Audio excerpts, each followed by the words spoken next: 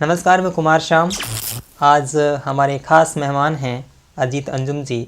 एक बहुप्रतीक्षित इंटरव्यू है। आपने मांग की थी कि आप जाइए अंजुम जी का इंटरव्यू लीजिए और उनके जीवन यात्रा के बारे में, उनके अनुभवों के बारे में बात कीजिए, उनकी पत्रकारिता का जो कैरियर रहा है उसके बारे में बात कीजिए। तो सर, मैं आपके पास आया हूँ। बहुत बहुत स्वागत है आपका इस कार्यक्रम में। बताइए सर, आपकी जो पढ़ाई लिखाई, आपका रहन सहन बिहार का है, आपकी पृष्ठभूमि बिहार की है। बिहार के बेगूसराय से दिल्ली तक टीवी चैनलों का ये सफ़र कैसा रहा? अभी तो बहुत लंबा सफ़र है और बहुत लंबा जवाब होगा। कट शॉर्ट में कि हम लोग उस पृष्ठभूमि के थे। बेगूसराय में मेरे पिता न्यायिक अधिकारी थे और मुजफ्फरपुर में जब मैं स्नातक की पढ़ाई कर रहा था उस दौरान पता नहीं कैसे पत्रकारिता का कीड़ा लगा और शायद ऐसे कुछ शुरुआत हुई कि अखबारों में लेटर टू एडिटर लिखना शुरू किया। जो अखबार छपते थे उसमें पाटलिपुत्रा टाइम्स बिहार का बड़ा अखबार था और उसके बाद अखबार में लिखते हुए कुछ दिलचस्पी हुई। लेटर टू एडिटर छपता था और एक बेचैनी होती थी कि फिर कुछ लिखूं, फिर कुछ छपे। और वो लेटर टू एडिटर मुजफ्फरपुर शहर से जुड़ी समस्याओं से वाबस्ता थी और ऐसी। और उसके बाद उसी में थोड़ी क्यूरियोसिटी हुई कि क्या होती है पत्रकारिता। फिर मैं उस समय उस दौर में धर्मयुग, दिनमान, साप्ताहिक हिंदुस्तान जैसी पत्रिकाएं आती थी, वो पढ़ना शुरू किया। और उसके बाद घर में चूँकि पिताजी मंगवाते थे और वहाँ से एक दिलचस्पी हुई पत्रकारिता को लेकर। और लेकिन तब मुझे नहीं पता था कि क्या मुकाम होगा, क्या मंजिल होगी, क्या रास्ता होगा, क्या सफ़र होगा, क्या संघर्ष होगा, कुछ भी आइडिया नहीं था। सिर्फ लगा कि बस ये कुछ ऐसा है जिसमें मुझे अपनी अभिव्यक्ति का एक माध्यम मुझे मिलेगा कि जो मैं चाहता हूँ वो बोल और लिख सकता हूँ। और वहाँ से वो सिलसिला शुरू हुआ और फिर पटना के अखबारों के लिए लिखने लगा। फिर दिल्ली के अखबारों में मैं लिखकर कुछ 10-8 आर्टिकल कुछ भेजता था, जनसत्ता में भी उस दौर में, और 10-5 भेजे ऐसे, उसमें 1-2 छप गए। और वो उसके बाद ये पत्रकारिता उस दौर में देखिए कोई ऐसे संस्थान नहीं थे। आज क्या है कि किसी को अगर इस पेशे में आना है उसकी एक बहुत बड़ी वजह ग्लैमर होती है कि आप 5-7-10 एंकर्स चेहरे टेलीविज़न के देखते हैं और आपको लगता है इन जैसा बनना है। उसमें आपको बहुत कुछ दिखता है। उसमें शायद ये उसके पीछे सोच कम होती है कि आप कुछ ऐसा अपने पैशन को कैरी करते हुए कुछ ऐसे भटकोगे और संघर्ष करोगे और आप रिपोर्टिंग के लिए गांव देहात में जाओगे। आज उसमें एक बहुत बड़ा माध्यम टेलीविज़न की वजह से ग्लैमर का है। तब टीवी था ही नहीं, जब की बात कर रहा हूँ, सिर्फ डीडी पर एक बुलेटिन आता था। लेकिन उस समय अखबार था तो हम लोगों के लिखने का माध्यम था, दिखने और कैमरे का कोई माध्यम नहीं था। और वहाँ से दिलचस्पी शुरू हुई और फिर अखबारों में लिखते हुए, संघर्ष करते हुए पटना पहुँचा। पटना में हम लोगों का 4-6 दोस्तों का ग्रुप बन गया। हम लोग एक साथ एक घर में रहते थे, किराए के घर में, जो मेरे रिलेटिव का ही था। उसके बाद वही पटना में हम लोगों के कुछ ग्रुप बने, 4-6 युवा पत्रकार थे, सब ऐसे संघर्षशील थे। हम लोगों के पास साइकिलें हुआ करती थी, रोज़ साइकिल से निकलते थे, शहर की कुछ समस्याएं देखते थे। अखबारों में जाकर कुछ जो सिटी इंचार्ज थे उनसे संपर्क था। एक आज अखबार छपता था, नवभारत टाइम्स था, और अखबारों में जाते थे। एक जनशक्ति अखबार था और उसमें कहीं छपता था। 4-5 बार गए, कुछ दिया, कुछ छप गया। 50 रुपये एक लेख के मिलते थे, लेख या रिपोर्टाज जो भी कहें। और उसी तरह से सिलसिला शुरू हुआ और फिर दिल्ली के अखबारों में भी भेजने लगे, पत्रिकाओं में, जैसा कि मैंने जिक्र किया। और वहीं से वो कीड़ा शुरू हुआ और फिर पटना होते हुए अलग अलग ढंग की नौकरियां करते हुए और जहां भी हूँ 32 साल बाद। आपने एक जगह अपना जीवन का अनुभव शेयर किया है कि इसी पत्रकारिता के आपके कैरियर में कि किसी संपादक ने आपका शहर का नाम जान के, जाति जान के आपको रिजेक्ट कर दिया था। इसके पीछे का क्या कहानी है ये? देखिए, पटना में जब हम लोग फ्रीलांसिंग करते थे, वही जिसका जिक्र किया कि अखबारों के लिए रिपोर्टाज होता था उसमें कि पटना की किसी बस्ती की समस्या है, स्टेशन पे कुछ है या जो भी इस तरह की है। क्योंकि हम लोग लोकल रिपोर्टर थे, 22-21 साल उम्र थी, तो उसी तरह की चीज़ लिख सकते थे, उसी तरह की चीज़ छपती थी। तो उसमें एक अखबार पटना का था, मैं नाम ले सकता हूँ, आपको एडिट करना हो एडिट करना, आज अखबार था। और मुझे चूँकि आज अखबार में मेरी इस तरह की रिपोर्ट छपती थी, वहाँ एक समाचार संपादक थे जो मुझे बहुत मानते थे, तो काफ़ी छपती थी। अचानक मुझे पता चला कि इस अखबार में कुछ वैकेंसी है और 1-2 लोग रखे जाने हैं। तो वहाँ एक दादा थे जो शायद मैनेजर थे ओवरऑल स्टेशन के। और उसके बाद जब मैंने समाचार संपादक ने कहा अब आपकी उनसे मुलाकात होगी और उसके बाद वही लिस्ट शॉर्ट लिस्ट करेंगे कि किसकी नियुक्ति होगी। तो उनसे मैं मिलने गया, उन्होंने ही भेजा मुझे, मैं मिलने गया। उन्होंने सिर्फ एक सवाल, दो सवाल पूछे। पहला ये कि कहाँ के हैं आप, तो मैंने बताया मैं बेगूसराय का हूँ। और दूसरा उन्होंने तुरंत पूछा, जबकि मेरा नाम अजीत अंजुम है, जिसको देखकर कोई मेरी जाति क्या धर्म को लेकर भी कंफ्यूज होते हैं कि आधा अंजुम है आधा अजीत है। तो उन्होंने पूछा आप किस जाति के हैं। तो पहले तो शक पकाया, लेकिन फिर मेरे पास जब आप पॉइंट ब्लैंक पूछेंगे तो आप मकसद यही है, तो फिर मैंने कहा सर क्या तुम नहीं, मैं जानना चाहता हूँ कि किस जाति के हैं। तो मैंने बता दिया ऐसे। लेकिन इसके अलावा तीसरा उन्होंने कोई सवाल नहीं पूछा। कुल 40 सेकंड या 50 सेकंड का मेरा संवाद है, 2 सवाल 2 जवाब। और उसको अच्छा ठीक है हम बताएंगे। और उसके बाद मैं बाहर आ गया। तो जो एक सीनियर थे अखबार के, उन्होंने पूछा क्या बात हुई। मैंने बताया ये 2 सवाल उन्होंने पूछे। तो उन्होंने कहा अब लगता है उनको आपको यहाँ मुश्किल होगी, यहाँ शायद नहीं रखा जाएगा, क्योंकि उनका कुछ पूर्वाग्रह किसी जाति विशेष को लेकर है या जो भी है। खैर वो सिलसिला छोटी सी चीज़ है, आपने पूछा इसलिए क्योंकि कहीं मैंने कभी कहा था। लेकिन उसके बाद खैर पटना छोड़ा, लंबी कहानी है, अलग अलग जगह, गुवाहाटी में रहा, दिल्ली में रहा, अखबार से टीवी होता हुआ और कई चैनलों से गुजरता हुआ आज आपके सामने। टीवी पर आपने बड़े महत्वपूर्ण कार्यक्रम किए हैं और काफ़ी बड़ी संख्या में देखे गए हैं, और ख़ास करके आपके इंटरव्यूज़ राज ठाकरे, बाल ठाकरे और अमित शाह तक के आपने इंटरव्यू किए हैं। योगी आदित्यनाथ का तो यूट्यूब पे चला ही बहुत है। तो इन इंटरव्यूज़ में सबसे विशिष्ट इंटरव्यू आपके लिए कौन सा रहा है, जिसका कोई खास अनुभव हो आपके लिए? देखिए मैं सॉरी नहीं, इंटरव्यू तो हर इंटरव्यू को आप उसी तन्मयता से और शिद्दत से करते हैं। उसमें किसी एक को अलग कहना मैं अभी कैसे अचानक कहूँ, लेकिन हाँ इंटरव्यू मैंने बहुत सारे लोगों के किए, और ज़्यादातर लोगों का होता है कि जो लोग आलोचनात्मक, बहुत असहज करने वाले सवाल नहीं सुनना चाहते हैं, और इधर के सालों में ज़्यादा हुआ, तो वो शायद ऐसे इंटरव्यू देने से बचते भी हैं। मेरे केस में भी 2-3 लोगों के साथ हुआ। तो अमित शाह का इंटरव्यू मैंने किया, इंडिया टीवी का मैं मैनेजिंग एडिटर था, किया। पता नहीं उस इंटरव्यू के बाद क्या ऐसा लगा, मुझे इसका अंदाज़ा नहीं है, लेकिन इंडिया टीवी का ही पटना में कॉन्क्लेव था और वो शाम का मुझे इंटरव्यू करना था।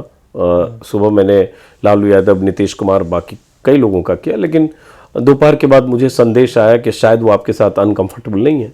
तो खैर मैंने नहीं किया। किसी इंटरव्यू देने वाले को तय करना है कि उसको किसको इंटरव्यू देना है, उसका लोकतांत्रिक अधिकार है। फिर हमारे दूसरे एंकर ने इंटरव्यू किया, तो फिर उसके बाद से लगा कि शायद हमारी फ्रीक्वेंसी नहीं बनेगी, तो हमने इंटरव्यू नहीं किया। क्योंकि उनके साथ एक दिक्कत है कि वो सामने वाले के सवाल से अगर उनके मन लायक सवाल नहीं है तो बहुत तल्खी के साथ उसका उत्तर देते हैं। आप किसी भी इंटरव्यू में आप देख लीजिए, किसी भी सामने वाले इंटरव्यूअर को वो एक तरह से कोशिश करते हैं या तो 10 सेकंड 20 सेकंड में जवाब देंगे, या एक खास किस्म का उनका रिएक्शन होता है जिसपे सामने वाला असहज होता है। और जब इतना असरदार आदमी तो हो सकता है सामने वाला लोड भी लेता हो। कई बार हम लोग थोड़ा लोड कम लेते हैं, इसलिए उनको लगा होगा कि इंटरव्यू से बचा जाए। लेकिन बाकी राज ठाकरे का इंटरव्यू मैंने किया, मेरे लिए वो भी एक अनुभव था। और राज ठाकरे के केस में मैं देखूं तो मैंने उद्धव ठाकरे का भी इंटरव्यू किया और बाला साहब ठाकरे का भी इंटरव्यू किया। तब मैं मेरे ख्याल से आज से 21-22 साल पहले की बात है।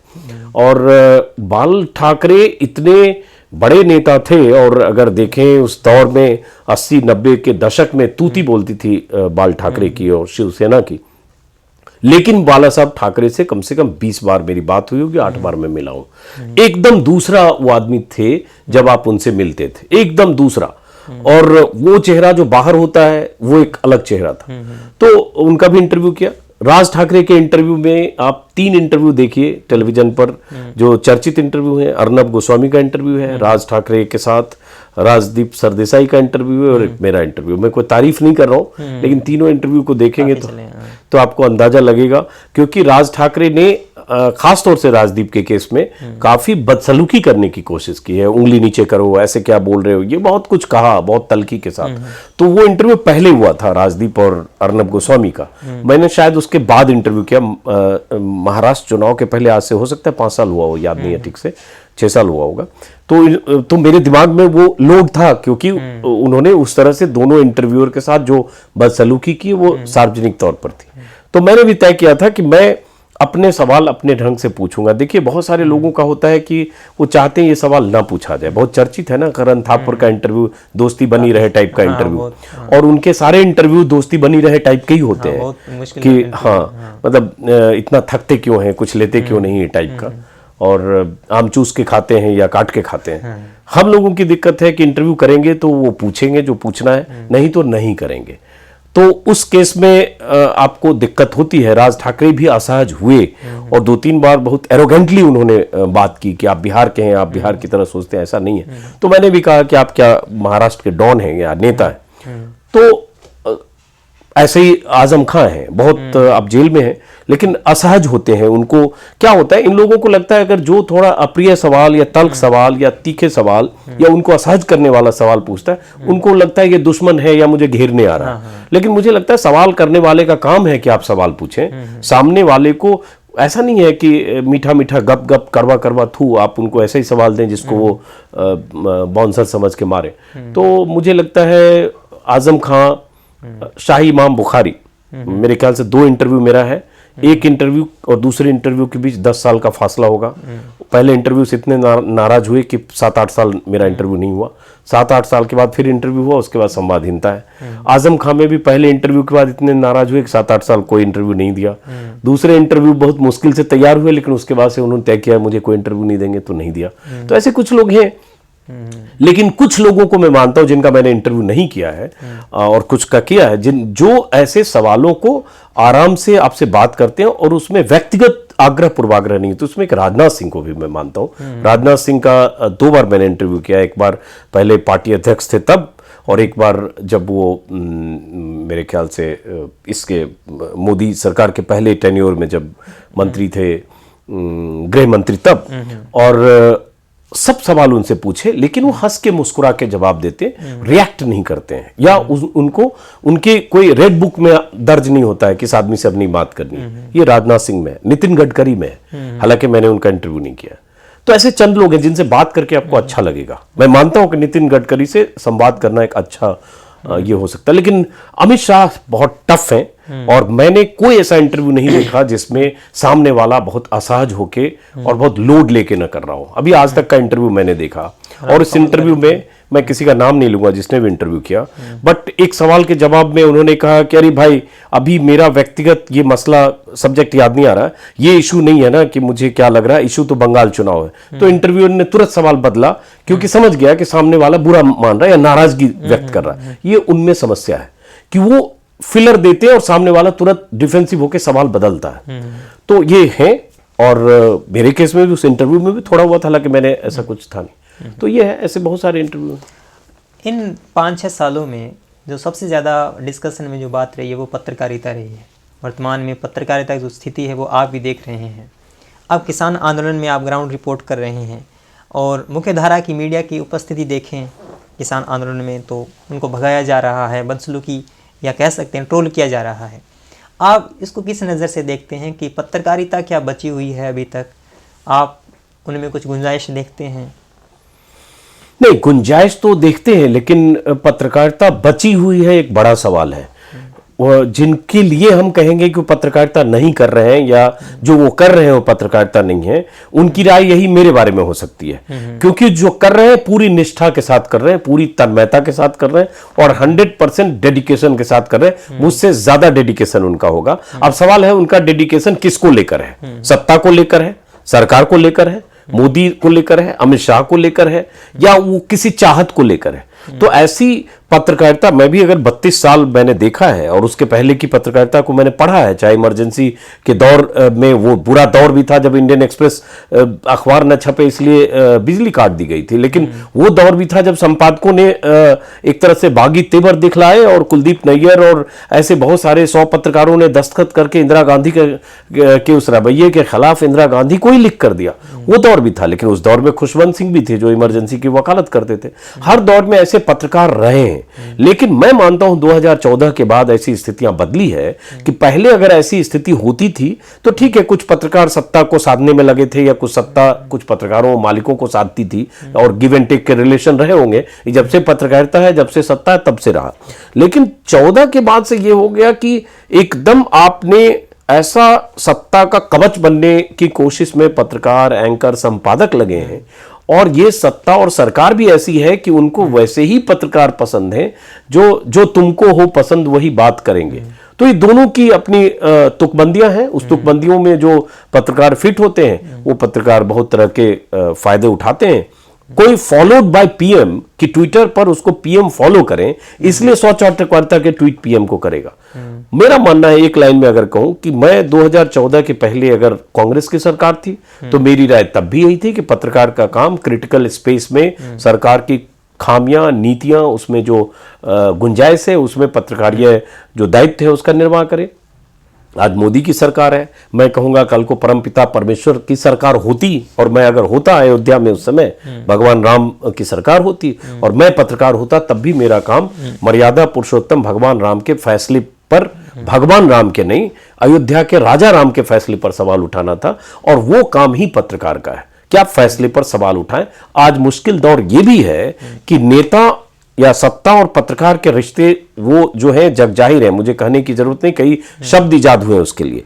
लेकिन दिक्कत यह है कि पत्रकारों में इतना बड़ा तबका है कि अगर आप ईमानदारी से पत्रकार करते हैं जिसमें आप आलोचना करते हैं सरकार की, तो बहुत बड़ा तबका आपको दुश्मन मानकर आपसे किनारे हटता है। तो ये पहले नहीं था। 2014 के पहले हो सकता है किसी की राय कुछ और हो, लेकिन पत्रकार गोलबंद किसी पत्रकार के खिलाफ नहीं होते थे। आज की तारीख में ये कई शब्द उन्होंने भी इजाद कर रखे हैं जो ऐसे पत्रकार हैं, और बहुत अश्लील शब्द भी हैं, क्योंकि आप सरकार के साथ कदम ताल नहीं करना चाहते हैं। तो उनके लिए आज की पत्रकारिता मुश्किल जरूर है, और इसलिए है कि अगर राजदीप सरदेसाई ने एक ट्वीट किया और उस ट्वीट में गलत खबर थी, अगर हालांकि उस लड़के की जिसकी गोली लगने की बात हुई, उस खबर की के तथ्य को लेकर अभी भी विवाद है। उसका परिवार कुछ कह रहा है, कोर्ट के दरवाजे खटखटा रहा है, लेकिन मान लो राजदीप ने ट्वीट किया कि उन्होंने देखा कि वहां गोली चली और किसी को गोली लगी, लेकिन उसके बाद उन्होंने करेक्शन के 3-4 ट्वीट भी किए। तो उस आधार पर राजदीप और जो इस खबर को जिन्होंने रिट्वीट किया या इस खबर की जिन्होंने तस्दीक की, उनमें मृणाल पांडे जैसी 70 साल की महिला संपादक हैं जो 35 साल संपादक रही, जो ऊंची आवाज में बोलती नहीं है, एक शब्द ऐसी नहीं लिखती हैं जो जिसमें आप कहें कि बहुत क्रिटिकल हो कि आक्रामकता हो। वो बहुत संजीदगी से अपनी बात रखती हैं, कम शब्दों में, कम सक्रिय रहती हैं, टीवी पर भी नहीं है, अखबार पत्रिका के संपादक की उससे 10 साल से बाहर हैं, प्रसार भारती में रही हैं, लेकिन उनके खिलाफ भी सेडिशन का मामला दर्ज हो गया। विनोद दुआ जितनी ऊंची आवाज में मैं बात कर रहा हूं, इससे शायद 3 गुना उनकी वॉइस कम होगी, 1/3 होगी, और बहुत ज़हीन आदमी है, आराम से बात करते हैं, नाप तोल के बोलते हैं, कम शब्दों में बोलते हैं। मैं जिस बात को 10 मिनट में बोलूंगा, विनोद दुआ 2 मिनट में बोलेंगे, 1.5 मिनट में। और हमने 40 साल से देखा है, उनके कुछ विचार हो सकते हैं देश को लेकर, समाज को लेकर, राजनीति को लेकर, और बिना विचार के आदमी मुर्दा है, हर आदमी का विचार होना चाहिए। तो विनोद दुआ के खिलाफ मुकदमा कहां होता है? हिमाचल में, शिमला से 100 किलोमीटर आगे विजयसेन या कोई जगह का नाम भूल रहा हूं अभी, और वहां राजद्रोह का मामला दर्ज होता है विनोद दुआ पर। उनको सुप्रीम कोर्ट के दरवाजे खटखटाने पड़ते हैं, क्योंकि वहां से हिमाचल से पुलिस चलकर उनके घर पहुंचने लगती है। ऐसे ही द वायर के संपादक के खिलाफ फैजाबाद से लेकर रामपुर में मुकदमा हो रहा है। तो आज की तारीख में की स्थिति जरा सोचिए, इमरजेंसी में घोषित इमरजेंसी थी, तो पता था कि गला घोटा जा रहा है, इसलिए सब एकजुट भी थे और चिन्हित थे कि ये चंद लोग हैं जो सरकार के ढिंढोरची हैं, संजय गांधी या इंदिरा गांधी के, लेकिन मीडिया एकजुट है। आज की तारीख में आप देखिए, आइसोलेशन में वो लोग हैं जो सरकार की आलोचना करते हैं, और वो लोग जो उस आलोचना को पत्रकार का काम नहीं मानकर सरकार का समर्थन करना या सरकार के पक्ष में ट्वीट करने को पत्रकारिता मानते हैं, वो किस तरह से बिहेव करते। तो ये बहुत चिंताजनक स्थिति है। ऐसा नहीं है कि हमें नहीं लगता है, हो सकता है हम जैसे लोगों को भी कल को एफआईआर हो, जेल जाना पड़े, बहुत कितनी भी सावधानी बरतेंगे, अगर सरकार हमें जेल भेजना चाहेगी या कोई असहज किसी को लगेगा, तो आप किसी भी वीडियो में कुछ निकाल लेंगे, उसके आधार पर मुकदमे दर्ज कर लेंगे। जिस आधार पर 6 पत्रकारों के खिलाफ राजद्रोह का मामला दर्ज हुआ, उस आधार पर 6.5 साल में अगर देखें कि कितनी बार राष्ट्रवादी चैनलों और पत्रकारों ने क्या ट्वीट और रीट्वीट किए, तो 150 को जेल जाना चाहिए देश भर में। तो लेकिन सैया भय कोतवाल तो डर काहे का, ये कहानी। TV9 भारतवर्ष की बात करूंगा, इसी से जुड़ा हुआ मेरा प्रश्न है। बड़ा गर्मजोशी से शुरू हुआ और उसके बाद में बहुत कम टाइम में आपने इस्तीफा दे दिया, बाहर आ गए, क्या हो गया अचानक से? देखिए उसके कुछ पहलू तो मैं शायद कुछ सालों बाद कुछ पहलू पर बात करूंगा, क्योंकि कुछ चीजें डॉक्यूमेंटेड होती हैं।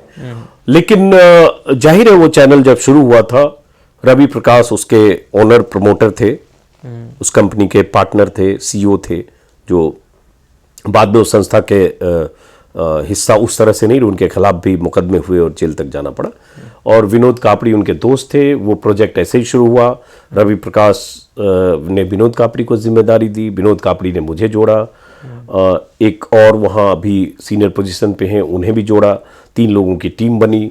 और लेकिन पूरी जिम्मेदारी विनोद कापड़ी की थी, रवि प्रकाश चैनल के प्रमोटर थे। और चैनल जब शुरू हुआ तो था कि पत्रकारिता के नाते, एक पत्रकार होने के नाते जो हमें करना है, जो हमें लगता है कि पत्रकारिता है, वो करेंगे। और पूरी आज़ादी हमें मिली। मार्च के आखिर हफ्ते में चैनल शुरू हुआ था, अगर ठीक से याद, कंफ्यूज कर रहा हूँ डेट अभी, लेकिन चुनाव के 1 ही महीने पहले शुरू हुआ, शायद 1 अप्रैल को हुआ था। खैर, तो वो मिली भी। और जब आप चुनाव के बाद परिस्थितियां बदली और जो रवि प्रकाश थे उनके खिलाफ कुछ मामले दर्ज हुए, उसमें कुछ वित्तीय अनियमितता के मामले दर्ज हुए। विनोद कापड़ी ने इस्तीफा दे दिया क्योंकि स्थितियां थोड़ी सहज नहीं थी। प्रमोटर्स बदले क्योंकि जिनकी इक्विटी थी उन्होंने रवि प्रकाश के खिलाफ मामले बनाए जो सीईओ थे। और फिर भी मैं 2-3 महीने रहा, चूंकि मैं एक शो करता था तो मेरी जिम्मेदारी सीमित थी। चैनल लॉन्च करते समय कंसल्टेंट की भूमिका थी, जिसमें लोगों के चयन, सेटअप, स्टूडियो, कंटेंट में एक सलाहकार की भूमिका थी। चैनल लॉन्च होने के बाद मेरी भूमिका एंकर और एक शो तक थी। लेकिन मेरे शो को लेकर भी बहुत सारी असहमतियां कई बार हुई। यूपी को लेकर हुई, कुछ शोज को लेकर हुआ कि आपने क्यों किया, ये क्यों लिख दिया, ट्विटर पर क्यों लिख दिया। कुछ शो को के सब्जेक्ट को लेकर हुआ। और ऐसा भी हुआ कि मैंने 4-5 दिन शो नहीं किया कि ये नहीं होगा तो मैं नहीं कर पाऊंगा, क्योंकि रोज ये पाकिस्तान चीन का ढिंढोरा पीटने वाला जो कंटेंट होता है नहीं कर पाऊंगा। तो असहमतियां, जब एक स्थिति ऐसी हो गई कि शायद संस्थान भी चाहता होगा कि जाए और मैं भी असहज था, उसी दौरान ये हुआ कि कहा गया कि आपका शो आधे घंटे का हम कुछ दिन करना चाहते हैं क्योंकि कंटेंट में कुछ चेंज करना चाहते हैं। जो भी मैनेजमेंट की तरफ से कहा गया। ये बात कहाँ से आई, कैसे आई, मैं अभी नहीं इसके बारे में जानता हूँ। तो फिर मैंने कहा कि नहीं, फिर नहीं करूँगा मैं, अगर आधा घंटा होगा तो मैं नहीं करूँगा। और जाहिर है उसके पीछे यही वजह थी कि मेरे कंटेंट या मेरी बहस के विषय थे वो कई बार असहज करते थे। और उसके बाद मैंने तय किया कि मैं नहीं करूँगा, फिर मैंने छोड़ दिया। और TV9 तो जिस दिन लॉन्च हुआ उस दिन प्रधानमंत्री आए थे। प्रधानमंत्री को उनके, चूंकि कॉन्क्लेव था इसलिए उनको आमंत्रित किया गया था, वो आए। लेकिन आते ही उन्होंने जो बाहर कहा, जो एक वीडियो वायरल हुआ जिसमें हमारे सीईओ जो कंपनी के थे वो थे विनोद कापड़ी थे और एक वरिष्ठ सहयोगी थे। और उन्होंने कहा सीईओ को कि आपने किन किन लोगों को रख रखा है, इनके तो ब्लड में है मुझे गाली देना। और उसके बाद वो अंदर आए कॉन्क्लेव में। मुझे पता नहीं था कि बाहर क्या हुआ, चूंकि बाहर मैं था नहीं, मेरी जिम्मेदारी हॉल के अंदर थी। और उसके बाद वो अंदर आए तो सीईओ ने कहा भी कि नहीं ऐसा नहीं है, बदल रहे हैं, कुछ ऐसा कहा। उन्होंने कहा नहीं रहने दो, इनकी दाल रोटी चलनी चाहिए, ऐसा कुछ नहीं तो इनको मजा नहीं आएगा। एक वीडियो वायरल हुआ था, बहुत चर्चित वीडियो है। और उसके बाद वो अंदर आए, सबसे परिचय कराया गया उनका अंदर, सबसे आखिर में मैं था तो मुझसे भी परिचय कराया। तो उन्होंने तुरंत बोला कि अच्छा दूसरे वाले आप ही हो। तो मैं वहां, मेरा ऐसे ही बेसाख्ता रिएक्शन था, अरे सर क्या बात कर रहे हैं, क्योंकि मुझे नहीं पता था कि दूसरे वाले आप ही हो का क्या मतलब है, क्योंकि बाहर मुझे नहीं पता था क्या हुआ। लेकिन उसके बाद 1 सेकंड 2 सेकंड उन्होंने मेरी ओर देखा, मैं भी ऐसे देखा, उसकी तस्वीर है मेरे पास। उसके बाद हम सब लोग स्टेज की तरफ चले, पीएम आगे और हम सब लोग पीछे चले। अब मेरा दिमाग में कौन गया कि क्या इन्होंने कहा दूसरे वाले आप ही हो। तब विनोद कापड़ी आए और उन्होंने बताया कि कुछ हुआ है बाहर, बताता हूँ। उसके बाद स्टेज पर बैठ के तब उन्होंने बताया कि बाहर ऐसा ऐसा हुआ। तब तक वीडियो वायरल नहीं होता, बाद में वायरल हो गया। तो प्रधानमंत्री ये इतना रिसर्च करके आए थे कि पहले वाले एक विनोद कापड़ी हैं, दूसरे वाले अजीत अंजुम हैं, और ये दूसरे वाले क्या हैं भाई। मैं तो कहीं न तो मैंने गुजरात दंगों की ऐसी रिपोर्टिंग की, न मैं कोई बड़े अखबार के संपादक रहते हुए 400-600 लेख लिखे मोदी सरकार या मोदी के खिलाफ या गुजरात खिलाफ। मैं सरकार के प्रति क्रिटिकल अपनी जो जिम्मेदारी है, जहां आलोचनात्मक मेरी भूमिका होती है, उतना ही लिखता हूं ट्विटर पर। उस समय तो ट्विटर पर ही सक्रिय था, कुछ वेबसाइट पर लिखता था। इस आधार पर प्रधानमंत्री, देश के सर्वोच्च सत्ता पर बैठे शख्स को भी अगर इतना रिसर्च करके आते हैं और मुंह पर बोल देते हैं कि दूसरे वाले आप ही हो, तो सोचिए कितनी निगरानी रखी जाती है। उसी दिन हमें समझ में आ गया कि चुनाव के बाद क्या होना रुख सकते हैं। पिछले 6 सालों में जो टेलीविज़न की बात हुई, मुख्यधारा मीडिया की बात हुई है, लेकिन इसके प्रतिकार के रूप में, प्रतिरोध के रूप में डिजिटल मीडिया भी उभरा है, जिसमें आजकल आपने झंडे गाड़ रखे हैं, आप लाइव रिपोर्टिंग करें, यूट्यूब पे आए हैं। क्या आपको लगता है कि वास्तव में ये लड़ाई हो सकती है दोनों के बीच में, रीच के मामले में या गंभीरता के मामले में, कि डिजिटल मीडिया उभर सकता है क्या वैकल्पिक मीडिया के रूप में मुख्यधारा का? नहीं, डिजिटल मीडिया मैं मानता हूं कि आज की तारीख में बहुत बड़ी ताकत है। और अगर 5 साल 6 साल पहले देखें और आज देखें तो जाहिर है हर आदमी के हाथ में मोबाइल है और जियो का सिम कार्ड है और सस्ता डेटा है। तो जो जहां बैठा है वो मोबाइल पे डेटा कंज्यूम कर रहा है, वीडियो कंज्यूम कर रहा है। और उसकी ताकत मैंने भी बीते 6 महीने में देखी है कि अगर कोई वीडियो मैंने एक दिन में देखा, 40 लाख लोगों ने देख लिया, या 20 दिन में 3 करोड़ लोगों ने, 4 करोड़ लोगों ने देख लिया, तो एक ताकत डिजिटल मीडिया की बढ़ी है। और टेलीविजन देखना डेटा के हिसाब से लगे कि उतना कम नहीं हुआ, लेकिन नए दर्शक के हिसाब से बहुत बड़ी तादाद डिजिटल मीडिया, मतलब हाथ में मोबाइल के जरिए टेलीविजन कंटेंट हो या आपके अलग अलग डिजिटल प्लेटफॉर्म के कंटेंट हो, यूट्यूब के कंटेंट हो, ये देखने की प्रवृत्ति लोगों में बढ़ी है, क्योंकि चलते फिरते कहीं भी देख सकता है। तो ये स्थिति मुझे लगता है आने वाले समय में 2 साल 3 साल बाद ये स्थिति और डिजिटल मीडिया के हिसाब से बहुत असरदार और ताकतवर होने वाली है, क्योंकि वहां जितना झूठ और छद्म है, जो छुपाया जाता है, जो एजेंडा है, जो सरकार के प्रति पक्षधरता और निष्ठा है, जिसमें वही चीज चलाते हैं जो सरकार चाहती है, उसको तोड़ता है डिजिटल मीडिया। जब वो तोड़ता है तो लोग एक विकल्प के तौर पर देखते हैं कि यहां हमें वो चीज पता चलती है। चीन, आज बात हो रही है, चीन डिसएंगेज हो रहा है, लेकिन चीन जब घुसा तब तो कहा गया चीन न घुसा है न घुस आया है। और जब ये कहा गया तो कौन सा चैनल था जिसने प्रधानमंत्री का वीडियो दिखाकर, और उसके बाद जो 2 महीने 3 महीने तक खबरें आती रही कि पैंगोंग 4 तक चीन है, 8 से 4 के बीच के कई किलोमीटर के स्ट्रेच को चीन ने कब्जा कर रखा है, किसने दिखाया, किसने सवाल पूछा? और जब उसके बाद तर्क ये दिया गया कि नहीं, ये तो नो मेंस लैंड है, ये डिस्प्यूटेड एरिया है, बट क्या उस डिस्प्यूटेड एरिया में चीन अगर था तभी तो आज डिसएंगेज हो रहा है? जब वो घुसा ही नहीं कहीं तो कहां से डिसएंगेज होकर पीछे लौट रहा है? ये बात आज इतने महीनों बाद भी उस तरह से क्या सवाल पूछा गया? नहीं पूछा गया। बीच में महीनों तक इसको छोड़ दिया, कुछ छिटपुट लोग लिखते रहे, लेकिन डिजिटल मीडिया पर आई। तो एक डिजिटल मीडिया एक ऐसे सैकड़ों एग्जाम्पल दिए जा सकते हैं, मिसालें दी जा सकती है, किसान आंदोलन से लेकर अलग अलग मसले, जिस पर डिजिटल मीडिया नहीं होता तो वो कहानी, वो हकीकत नहीं आती। तो मैं मानता हूं कि आने वाला समय बहुत बड़ा एक फैक्टर, असरदार, असरकारी भूमिका डिजिटल मीडिया निभाने वाला है। आखिरी सवाल आपसे पूछना चाहूँगा, अब आप YouTube पर आ गए हैं, पहले तो आपको शुभकामनाएं कि आपने 1 मिलियन सब्सक्राइबर हासिल कर लिए हैं। वापस टीवी की तरफ मुड़ने का मन है या फिर YouTube को ही एक अलग स्तर पे ले जाने की कोशिश रहेगी? एक रत्ती मन नहीं है, एक रत्ती टेलीविजन में नौकरी की मेरी कोई दिलचस्पी नहीं है, और मैं बहुत सुकून और हैप्पीएस्ट पर्सन हूं। मैं मानता हूं कि 25 साल मैं टेलीविजन में संपादक रहा। किस्मत कहें, मेहनत कहें, कुछ प्रारब्ध कहें, कि वो सारे मौके मिले कि अलग अलग चैनलों में आप संपादक रहे, 400 500 600 लोगों की टीम को भी लीड किया, चैनल लॉन्च किया, सब कुछ किया। लेकिन आज मैं 2 जूनियर बच्चे मेरे साथ काम करते हैं, मेरी से आधी उम्र से कम के हैं, 19 साल 20 साल के, तो 1+2 की टीम है जो कैमरा पर्सन करते हैं। आगे आने वाले समय में हो सकता है 4-6 लोगों की टीम बने, लेकिन मैं मानता हूं कि ये मेरा जैसे स्वर्णिम काल होता है, मेरी जिंदगी का, मेरी तसल्ली का, मेरे सेटिस्फेक्शन का वो बेस्ट है जिसको मैं एंजॉय कर रहा हूं। इससे अच्छा कुछ नहीं हो सकता है। और मैं सिर्फ एक रहस्योद्घाटन करूं, इसको मैं आगे कभी जब लिखूंगा तब लिखूंगा। अभी 4 महीने पहले देश के बड़े चैनल में से एक चैनल से मुझे ऑफर था, कहा गया, पहली बात में ही मैंने मना किया कि मुझे चैनल का संपादक नहीं बनना है। तो बाहर जिनको लगता होगा कि मजबूरी का नाम महात्मा गांधी है, कुछ नहीं मिला तो ऐसा है, ऐसा नहीं है। जो नौकरी मैंने छोड़ी 2017 में इंडिया टीवी, जो नौकरी छोड़ी मैंने TV9, मैं जानता हूं उसकी हकीकत क्या है। बाहर जो भी लोग कहना हो कहें, और जो उसकी हकीकत है वो सब मेरे पास डॉक्यूमेंटेड है कि मैंने कब छोड़ी, क्यों छोड़ी, सब लिखा हुआ है। तो ये कभी लिखना होगा तो लिखूंगा, लेकिन मैं एकदम खुश हूं और किसी सूरत में टेलीविजन की तरफ वापसी का कोई ये नहीं है, क्योंकि इसमें मुझे तसल्ली मिलती है। छोटी सी 2 बात बताऊंगा।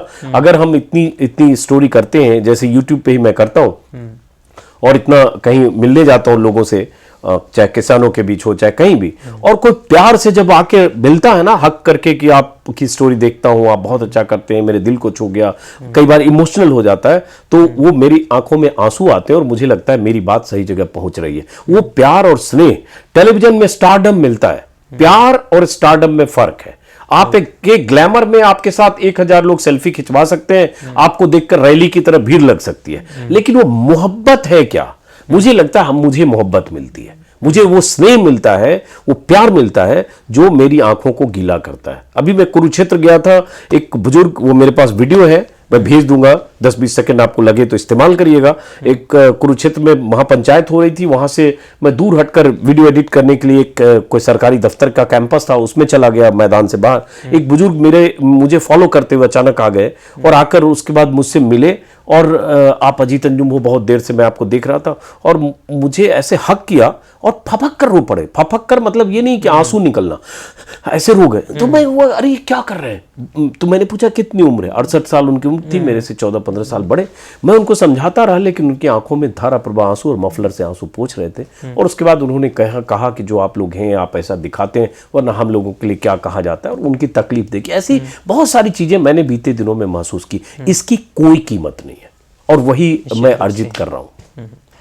बहुत सुंदर बातचीत हुई सर हमारी, बहुत बहुत शुक्रिया समय देने के लिए। सब्सक्राइब कीजिए कुमार शाम यूट्यूब चैनल को और बेल आइकन भी दबाना न भूलें।